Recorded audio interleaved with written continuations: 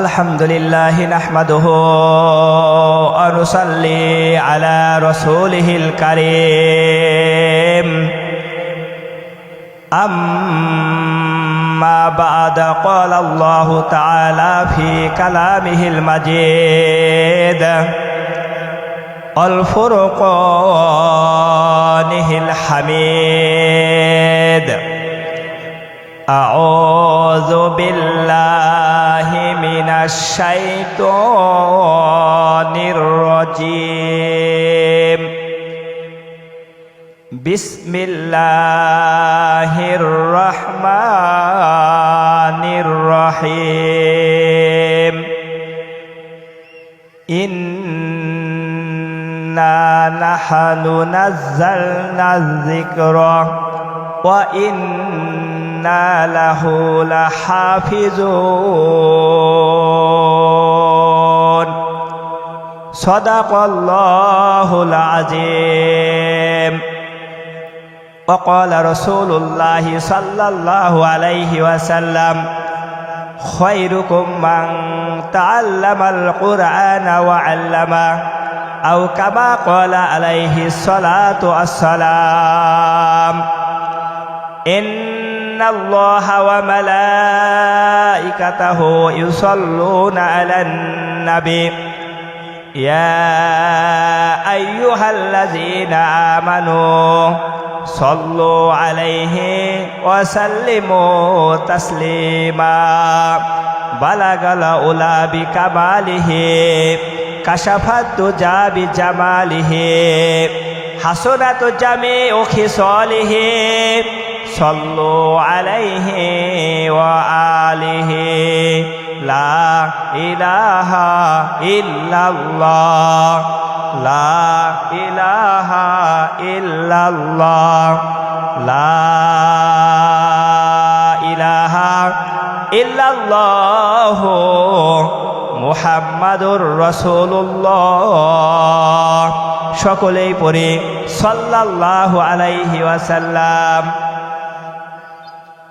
নুরুল কোরআন মহিলা মাদ্রাসার উদ্যোগে আজকের এই ওয়াজ ও দোয়ার মাহফিলের 14 জন সভাপতি সাহেব, আজকের মাহফিলের সম্মানিত প্রধান বক্তা, বিশেষ বক্তাগণ, আজকের মাহফিলের প্রধান অতিথি, উদ্বোধক এবং বিশেষ অতিথিবৃন্দ, আমার সামনে অভিষ্ট আমার পিতৃতুল্য মুরব্বিয়ানে কেরাম, যুবক ভাইয়েরা, কচি কচি সোনামণিরা, পর্দার আড়ালে রয়েছেন মা ও বোনেরা, সাউন্ড সিস্টেমের ভাইয়েরা, মিডিয়া কর্মীরা, সবাইকে নিয়ে প্রথমে সেই মহান মনিবের শুকরিয়া আদায় করছি যে আল্লাহ তাবারক ওয়া তাআলা আমাদেরকে রাত্রের একটি অংশে আরামের ঘুমকে হারাম করে জালিসুর রহমান বেহেশতের বাগানে আসার বসার যে আল্লাহ তাআলা তৌফিক দান করলেন, সেই মহান রব্বুল আলামিনের শুকরিয়া তার সকলেই বলি আলহামদুলিল্লাহ। সম্মানিত হাজরিন, আজকের মাহফিল হলো কোরআনের মাহফিল, আজকের মাহফিল হলো মাদ্রাসার মাহফিল। আজ এমন একটি মাহফিল মেয়েদেরকে ইসলামী শিক্ষায় শিক্ষিতকরণের একটি মাদ্রাসা। আজ আমাদের দেশের মেয়েরা যদি আরবি শিক্ষায় শিক্ষিত হয় তাহলে আমাদের দেশের ভবিষ্যৎ প্রজন্ম, তাদের জীবন আলোকিত হবে, তাদের জীবন অনেক সুন্দর হবে, তাদের জীবন পরিবর্তন হয়ে ইসলামের দিকে ধাবিত হবে বলে সুবহানাল্লাহ। আমার বন্ধুগণ, এমন একটি মাহফিলে আমরা এসেছি যে মাহফিলটি দুনিয়ার ভিতরে সর্বশ্রেষ্ঠ মাহফিল, কোরআনের মাহফিল। এই দুনিয়ার ভিতরে যত কিছু আল্লাহ তাআলা সৃষ্টি করেছেন, আমাদের দুনিয়ায় যতদিন আমরা বেঁচে থাকব, কোরআনকে যদি আমি আপনি সংবিধান হিসেবে মেনে চলি, ওই সংবিধানের খাতিরে আল্লাহ তাআলা আমাদের প্রত্যেকটি কাজকে সহজ করে দিবেন বলি সুবহানাল্লাহ। সমাধান চাও যদি জীবনে মরণে, খোঁজে নাও ফিরে যাও চোখ রাখো কোরআনে সমাধান, ও সমাধান। এ বাণী সকলের নয় শুধু মুমিনের, এ বাণী সকলের নয় শুধু মুমিনের। যারাই চলবে মেনে পথ পাবে কোরআনের। ঘরে বলো আর রাষ্ট্রে বলো অশান্তি দূর করে শান্তি আনে সমাধান। ও সমাধান, সমাধান চাও যদি জীবনে মরণে, ফিরে নাও খুঁজে নাও চোখ রাখো কোরআনে।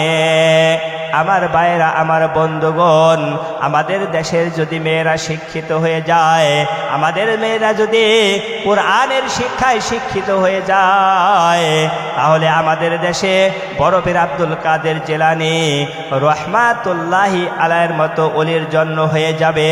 আমাদের দেশের মেয়েরা যদি কোরআনের শিক্ষায় শিক্ষিত হয়ে যায়, কুতুবউদ্দিন কাকি রহমাতুল্লাহি আলাইহির মতো আল্লাহর ওলি দুনিয়ার ভিতরে আগমন করবে। সেজন্য আমি গাজীপুরবাসী মায়েদেরকে বলবো, মা আপনার সন্তানদেরকে মাদ্রাসায় পড়ান, মাদ্রাসায় শিক্ষায় শিক্ষিত করেন।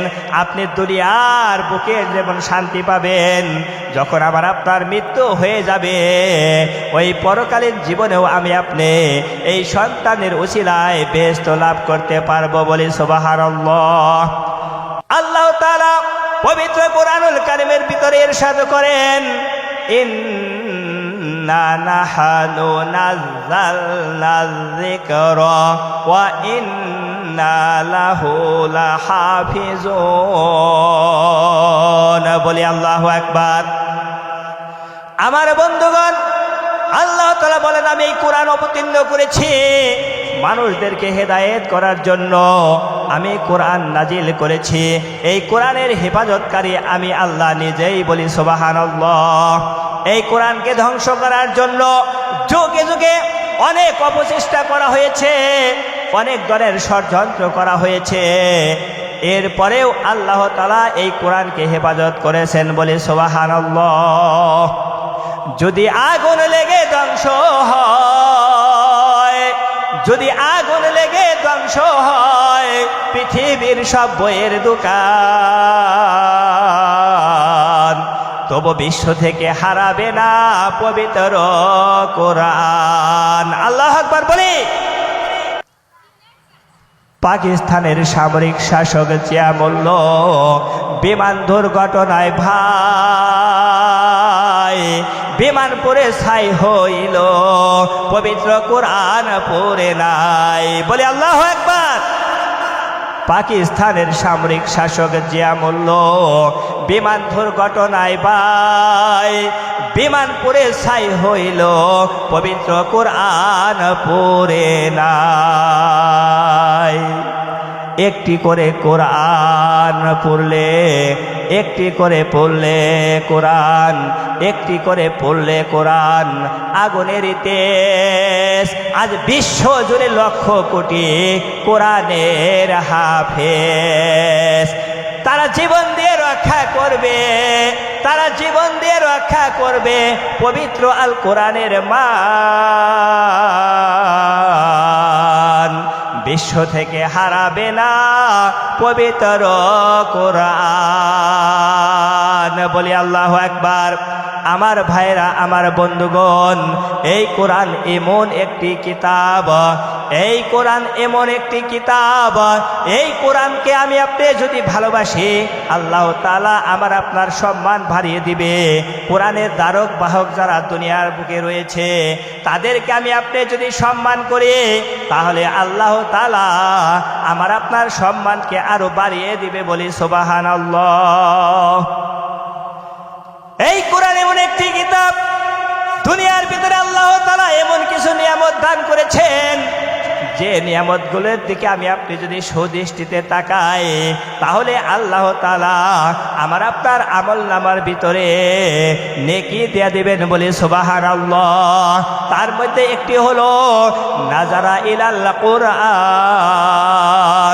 কোরআনের দিকে আমি আপনি যদি নেক নজরে তাকাই, নেক নজরে তাকানোর কারণে আল্লাহ তাআলা আমার আপনার আমলনামার ভিতরে সওয়াব দিয়া দিবেন বলে সুবহানাল্লাহ। শুধু তাই নয়, তাই নয়, আমাদের দেশে মাদকে ভরে গেছে। আমাদের দেশের ছোট্ট ছোট্ট অনেক ছেলেমেয়েরাও এখন মাদকের সাথে জড়িত হয়ে গিয়েছে। এই কোরআন যদি তারা ফলো করে, কোরআন যদি তারা মেনে বলে, কোরআন যদি তারা মেনে চলে, কোরআনের জীবনী তারা যদি অনুসরণ করে, এখান থেকে তারা বের হয়ে আসতে পারবে। তাদের জীবনটি আলোকিত জীবন হয়ে যাবে বলে সুবহানাল্লাহ। এইরকম তথ্য আমি আপনাদের সম্মুখে অল্প সময়ের ভিতরে তুলে ধরব। বিশর হাফি নামে আল্লাহর এক বান্দা, তার নেশা